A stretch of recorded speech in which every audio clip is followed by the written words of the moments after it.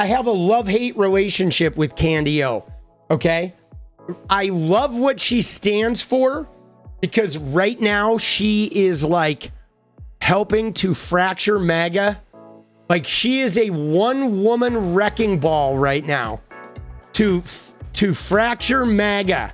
She is, and she is like taking no prisoners right now. She is on a mission from her God to do battle with TPUSA and 𝗙𝗏𝗏 Kirk and to like throw every conspiracy theory she can at the Trump administration. And she's wreaking havoc and she's making a ton of money doing it, guys, which means she's gonna keep doing it. There's like no chaos she won't sow. You know what I mean? And especially after what she went through with the Daily Wire and with Ben Shapiro, even being sued, she's still in this video is talking about Macron's wife being a man. So like, she is like, I'm being sued, I'm on the hot seat, everyone's pointing a gun at me, and you know what? I'm tripling down is what I'm gonna do. This is the insider in MAGA that we've been waiting for. And you know who else is close, guys? I know you do. I'll give you a hint. She's in Congress. There's one other woman in MAGA right now that is on the same level as Candy O, that is just putting a spoke in every wheel she can while trying to elevate her star. And yes, MTG, that is it. These are my two MAGA honeys right now, dude. I mean, again, I don't trust them. I don't believe them. I don't even care if they're telling the truth or if they're telling lies. But right now, MTG and Candy O are like my patron saintesses of MAGA destruction. I want to give them a blowtorch and a bucket of gasoline and lead them to every MAGA space that they can, you know, and be like, you want to start a fire here? You want to start a fire here? Dude, Marjorie Trainwreck Green. Dude, yes. These guys are fucking crazy. I love it. Dude, I want anybody who's going to help fracture MAGA. So the Candy O thing, what's making her so effective is this, guys. She is forcing TPUSA to constantly be making statements about her shit. Like, her reach is so big that when she comes out with some cockamamie story, they have to respond. And they know they do. Like, she owns them because she's bigger than TPUSA.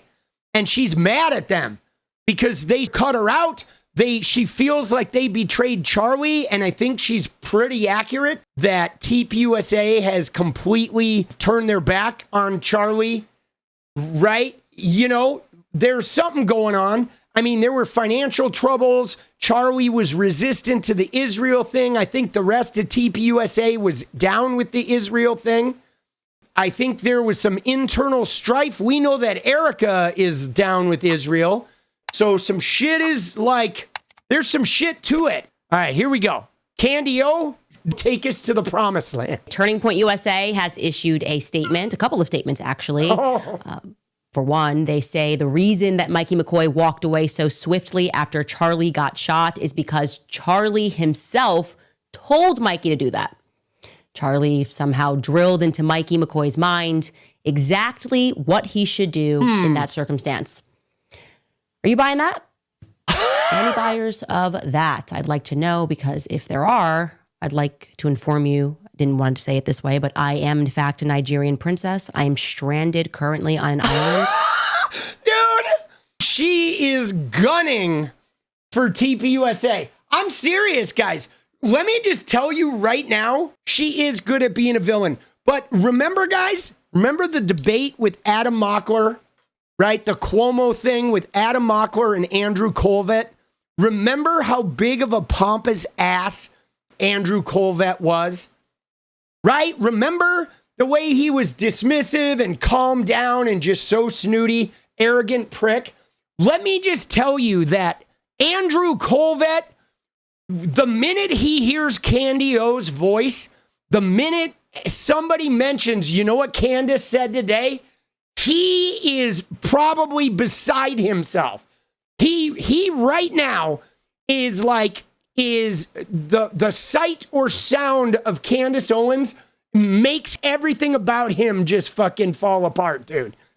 I'm telling you, right now, I bet she knows that she can make him have a meltdown at any point. She just is like his biggest nightmare, and she loves it. She is reveling in it. Like, what can I make Andrew Colvett have to make a statement about today? You know what I mean? I wonder if she wakes up and just scrolls through his Twitter and decides, all right, I'm going to go and talk about this today. And then Colvett is like, what the fuck is she doing? Right? I mean, at this point, I think she is just targeting him on purpose. And can I just say, I love it. I love it. I want her to burn it all down, dude. I want her to burn it all down. I'm going to need you to send your credit card details right now so I can return home. And if you do, I will transfer you $1 million when I get back to my kingdom. As I showed you yesterday, Charlie was having a lot of vivid dreams that he said he had throughout his entire life, that he was going to die in a really tragic, quick way. But especially in April, he was having vivid dreams that something big was about to happen. This is in the weeks leading up to the tweet. Okay? Oh, shit. Full stop. Charlie knew, and I felt that we were on the brink of something big. Okay, you have to remember, we were young. I'm a lot older than Charlie. Was Charlie 24? Now, this is going back to 2018. She's not talking about the assassination here or the murder. She is talking, this is 2018, that Kanye tweet. At the time, maybe even 23 years old at the time. And we were doing the Fox News gambit, every show on Fox News. But I was really just focused on BLM, Black Lives Matter. I felt they were lying to Black Americans and it was going to harm us. Neither one of us was very well known at this time. We had just kind of gotten together the November before. And it is just a fact that we were listening to Kanye West music every day. I mean, literally every day, especially the song Power, okay? I was telling Charlie explicitly, we have to get to Kanye West. I can tell by his music. This is what I'm saying to Charlie. I know these lyrics inside and out. This person does not want to be a part of the system. If we can get to Kanye, I think he'll join my Blexit movement. I've got to wake up Black Americans to this scam that they're using our race to control our emotions, which now... Dude, what the fuck, bro? Dude, I know, dude. They're like listening to the song Power on repeat and like, oh, we got to convert Kanye West. Dude, and then Kanye goes full Hitler, bro. I said, yo, Kanye West writing a philosophy book called Break the Simulation. We need him, Charlie. He is Blexit AF. And Charlie wrote back, I love Kanye. He's my soul brother. I will find a way to him. I promise we have to. It's crazy to look at that and realize that he's about to tweet me. So there was this incredible buildup, and we felt this palpable energy, a shifting almost that we kept discussing in all the messages. We're like, something's happening in April. Something's happening. Dude, did you notice? I just have to pause here. But do you notice that like every single one of her shows starts with like a prophecy, a dream that was realization? Remember the one where she was like, I texted a friend and said, you're going to be pregnant. Oh my God, I just found out I'm pregnant, right? Every single show starts with like, I'm divine. I have, let me start with how I tapped into the spirit world and pulled the truth. I divined, I manifested Kanye. And then after this, she's going to be like, okay, now that you've heard how I manifested Kanye, let me tell you the truth about TPUSA, right? Dude, I mean, when you think about it, it's like she has a mechanism for establishing trust and her own sort of divinity before she loops you into her conspiracy stuff. And yeah, Kanye sent this now infamous tweet. I love the way Candace Owens thinks. I want you to know this. Everything for Charlie and I changed in a blink of an eye in that moment. And retrospectively, it would never be the same again. It was indeed a paradigm shift. I mentioned to you guys yesterday that I remember that we both watched Scott Adams. What did he tweet? He tweeted, I like the way Candace Owens thinks. 7 words. and he ripped a hole in reality. Dude. With 7 words. Dude, what the fuck? These people are so weird, bro. This guy wrote it on a whiteboard. Like, I just don't understand how fucking touched in the head these fucking weirdos are. Because Kanye is supposed to be over here. And Candace is supposed to be over here. And they're not ever supposed to say the other one said something, right? Dude, but Kanye is a right-wing fucking weirdo. Oh, I get it. He thought Kanye was a left-winger, right? So I see what they're doing here. This is the, you know what it is, guys? Oh my God. You know how the MAGA the MAGA content of their wet dreams is about like Democrats becoming Republicans? Their whole thing is I was a lifelong Democrat, but now I realize MAGA are the real people. This was the first one. Kanye West was somebody that they thought, because he hung out with whatever Taylor Swift, because he was in Hollywood, they thought Kanye was this far left liberal guy. And then he says, I like the way Candace Owens thinks, which is the first sign of like, whoa, Kanye's changing teams to our team. This is the original how I left the left. It was cosmic for them. Oh, that's crazy. All right? That's not supposed to happen. But Kanye did it anyway. Kanye knows history doesn't repeat. He's not a prisoner of the mind. He knows that the problem is not the solution. Whatever you want to say about Kanye's politics, and I don't even know what his preferred politics would be. I'm not even sure what party he would run for it if he ran for president at this point. Whatever else you want to say about him, and I don't know enough about his actual, management skills or political ability, but he did something that you could rarely see. He actually just altered reality. Oh, Lord, dude. Dude, this guy, though, Scott Adams, this guy is about as uncharismatic of a human being. Like, who would watch a guy on a whiteboard writing about Candace Owens and Kanye West, bro? Like, you literally have to have a screw loose to be... I mean, I'm watching this now, right? But I'm not watching this because I'm watching it. I'm watching this because I'm going to lampoon it. But you know what I mean? Back in 2018, who was this guy's audience? Bro? Dude, I'm really curious to see what's coming up with the how she's going to relate this to TPUSA, boss. Anyways, I think I was saved. And I look back and I think I was saved by this weird pull that I had to go to the UK. It was, now I realize, an unexpected anomaly. My husband, how I met him, this unplanned trip on nobody's calendar. Nobody was setting it up. I just like, Charlie, get a meeting with whoever, make anything happen. I need to be in the UK. I just think that like something good will happen if we go to the UK. And it's kind of beautiful that the person that Charlie reached out to and said, can you put together just any place for Candace and I to speak at, was John and Irina Mappin, the lone donors who wrote that beautiful letter that has impacted the world, like true friends of Charlie, who stood up and said that what Turning Point USA is doing is wrong. John Mappin is a British hotelier businessman known for conspiracy theories. Shocking, right? Mappin's name does appear in Epstein's little black book. No fucking way, bro. So John Mappin is in Epstein's book, and John Mappin is the guy who helped start TPUSA in the UK, bro. What in the actual fuck, boss? Like, what is going on, dude? And a weird allegiance for Russia, but here's the letter he wrote, entitled Candace Owens, Charlie Kirk, and the Pursuit of Truth. Candace is working to get to the truth of who killed Charlie Kirk and why they did it.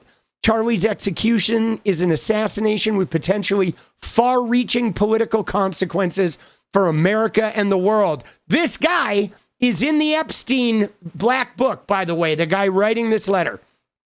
What we have seen so far beggars belief. A crime scene apparently completely destroyed in days, and plenty of evidence that simply does not seem to add up. This investigation and the truthful answer as to who is really responsible for deciding that Charlie would be executed in front of the world will affect America's future, its collective soul and conscience forever. The truth, when known, and we believe it will be known, will have far-reaching international consequences.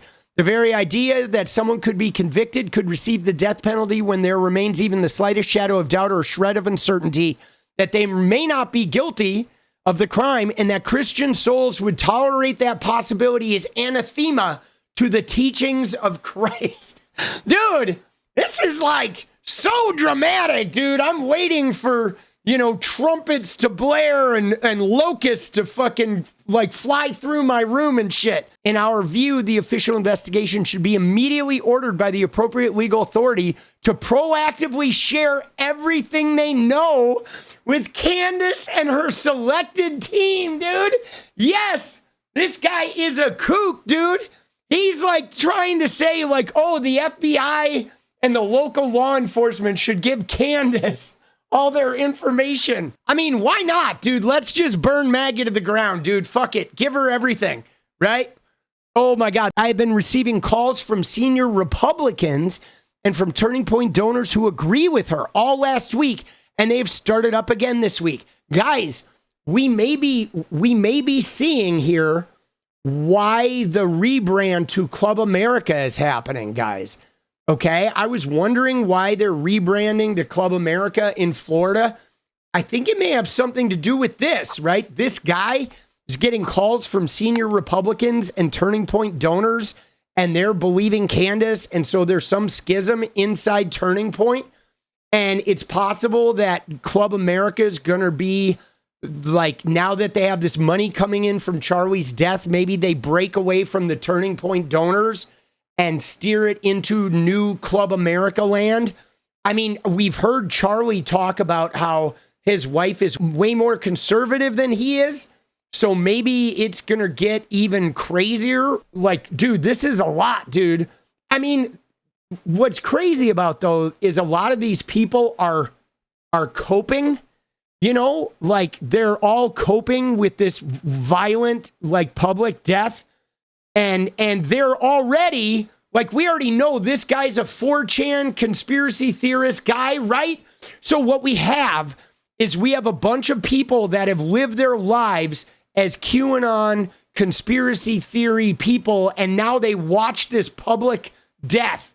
And, like, it's never going to not be a deep conspiracy. I feel like for the rest of their lives, they're going to chew on this. If Turning Point and those Charlie left in charge fail to stay true to the principles and purposes on which Charlie founded it and with which he and Candace originally breathed life into it during its formative years, then Turning Point will end up like MySpace. No way, dude. There it is. Dude, look at that. Dude, that's the fucking warning shot. Okay. And guys, I think we're seeing why the Club America rebrand is happening, because right now, these people, Turning Point USA, are putting a fucking chapter in every high school in Florida. They're calling it Club America. And then they're going to go to Oklahoma. And then they're going to go to Missouri. And then they're going to go to Idaho. And the fact of the matter is there is a Christian nationalist takeover happening in the country. And this Turning Point USA and Erica Kirk and these people, they're at the fucking epicenter of it. So you got to be talking about this. This is as important as anything that's going on in America right now, because this is like the future indoctrination of like trying to make every young man a devout right-wing foot soldier, And the thing that confuses me about this, guys, is I've seen Erica with like a yarmulke at the Wailing Wall, and Erica having this deep sort of like Netanyahu connection that it felt like Charlie was not desiring. And then we have this guy writing this letter who's in the Epstein files, and Ehud Barak is in the Epstein files, and everyone around Trump is in the Epstein files. And yet Erica feels like she's more with the Trump Netanyahu thing, and Charlie was more like, no, I want to be president. Where are the Epstein files?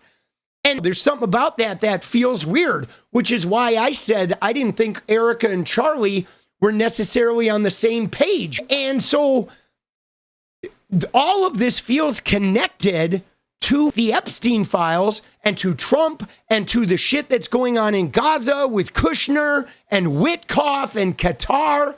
And you know, they're trying to establish a permanent right-wing government here in America through, you know, making the House never winnable by Democrats and trying to get all the young people with Prager U and pro-Israel, pro-Turning Point USA, Club America indoctrination. So all kids growing up being devout, like Netanyahu supporters and shit. There's some weird shit going on right now, you know, that is fucking, it's like creeping me out. It's creeping me the fuck out, bro.